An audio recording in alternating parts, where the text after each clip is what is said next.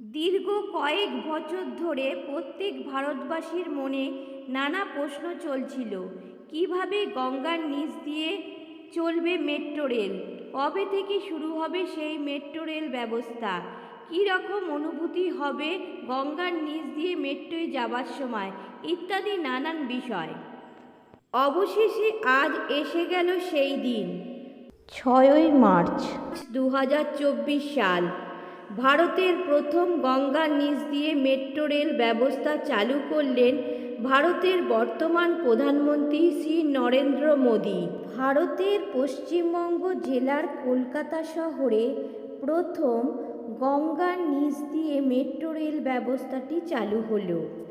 কলকাতার হাওড়া ব্রিজের নিচ দিয়ে, অর্থাৎ হুগলি নদী যাকে আমরা গঙ্গা বলে থাকি, তার নিচ দিয়ে এই মেট্রো রেল ব্যবস্থাটি শুরু হলো।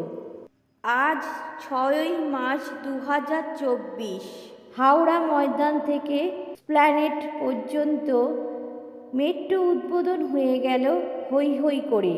প্রধানমন্ত্রী নরেন্দ্র মোদী বাচ্চাদের নিয়ে মেট্রোয় চাপলেন। একবার ভাবুন, গঙ্গাবক্ষের নিচ দিয়ে যাচ্ছেন গন্তব্যে, আর মেট্রো ঝা ঝা করে গঙ্গার নিচ দিয়ে টানেলের ভেতর দিয়ে ছুটে চলল। শুনেই কেমন গায়ে কাঁটা দিচ্ছে না? কিন্তু আদৌ কি বুঝতে পারবেন আপনি গঙ্গার নিচে কখন রয়েছেন? হ্যাঁ, সেটা বোঝবার ব্যবস্থাও রেখেছেন মেট্রো কর্তৃপক্ষ।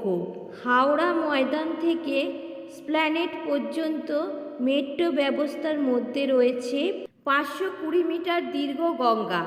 সেই গঙ্গা পেরিয়ে যেতে সময় লাগবে মাত্র 46 সেকেন্ড। মেট্রো রেল কর্তৃপক্ষ জানিয়েছেন 4.8 কিলোমিটার লাইন গিয়েছে গঙ্গার নিচ দিয়ে। মেট্রো যে মুহূর্তে গঙ্গার নিচে সুড়ঙ্গে ঢুকবে, সেই মুহূর্তেই একটি নীল আলো জ্বলে উঠবে। নীল এলইডি লাইটে বোঝা যাবে যে মেট্রো গঙ্গার নিচ দিয়ে ছুটছে। ভারতে এই প্রথম জলের নদীর নিচে করিডর তৈরি হয়েছে। নদীর ওপরে জলস্তর থেকে 33 মিটার নিচে তৈরি হয়েছে ইস্ট ওয়েস্ট মেট্রো জোড়ার সুড়ঙ্গ। নদীখাত থেকে আরও 13 মিটার গভীরে পলিমাটির ভিতর দিয়ে গিয়েছে টানেল। অর্থাৎ এবার মেট্রো যাত্রীর মাথার উপর দিয়ে বয়ে যাবে গঙ্গা। জলস্তরের 35 মিটার নিচে উচ্চ ক্ষমতা সম্পন্ন অপটিক্যাল ফাইবার বসানো হয়েছে। তাতে 5G গতির ইন্টারনেট ব্যবহারের সুবিধাও মিলবে। তবে আর অপেক্ষা না করে যারা যারা এই মেট্রো সফর উপভোগ করতে চান, চলে আসুন আর গঙ্গার নিচ দিয়ে মেট্রোর সফর উপভোগ করুন।